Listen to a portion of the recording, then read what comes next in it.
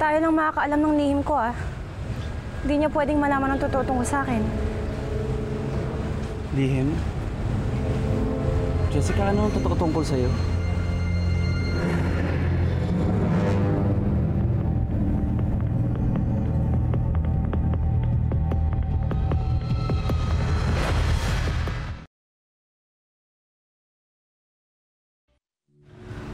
Jessica, may nililihim ka ba sa akin? Lihim? Oo, pero hindi sa'yo. Sa mga magulang ko. Di kasi nila alam na nagmamodel ako dito. At ayoko na malaman nila. Pero Jessica, paano hindi nila malalaman? Kakagawa lang natin ng commercial. Tsaka lumalabas ka rin sa news. Kasi nasa ibang bansa sila. Kakasabi ko lang sa tita ko na huwag niya sabihin ang trabaho ko dito. Ganun ba? Pero I'm sure naman kung i-explain mo sa kanila na mabuti, magugustuhan nila ng ginagawa mo ngayon. Tsaka magiging proud din naman ngayon sa'yo.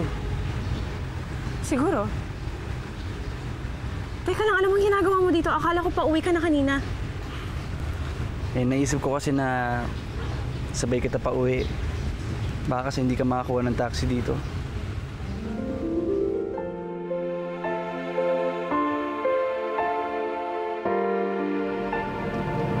Jessica,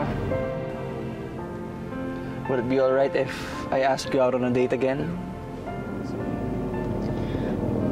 Pwede naman. And would it be alright if sana this time sisiputin mo na ako? Oo naman.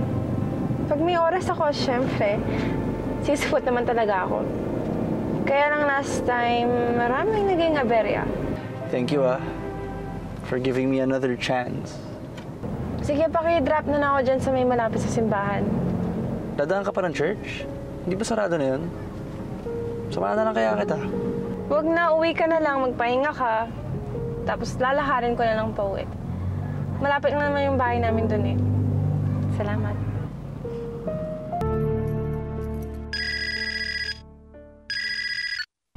Yes, Noel? Dude, kamusta yung shoot? It was good. I mean, Jessica was great. Gustong-gusto siya ni Direk. So, nagkita na pala uli kayo ni Jessica. Nag-explain ba kung ba't di siya nakasipot sa date niyo kagabi? Hindi ko na yun na lang. Tapos na yun eh. And besides, bumawi naman si Jessica sa akin. Hindi na siya nakatanggi nung niyaya ko siya mag-date ulit. Tapos, I'm sure na hindi niya ako i-indyan in this time. Nice! So why do you feel na abot tenga ang ngiti mo ngayon, ha? Mukhang you really enjoyed today, ha? Siyempre, alam mo na.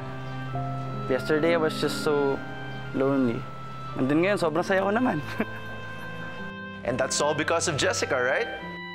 Speaking of her, magkikita pala uli kayo bukas. Meron kayong press con para sa launch ng commercial niyo ng Fresh Facial Moisturizer. Don't forget, ha? Kwentuhan mo pa ako. What was the best part of the shoot?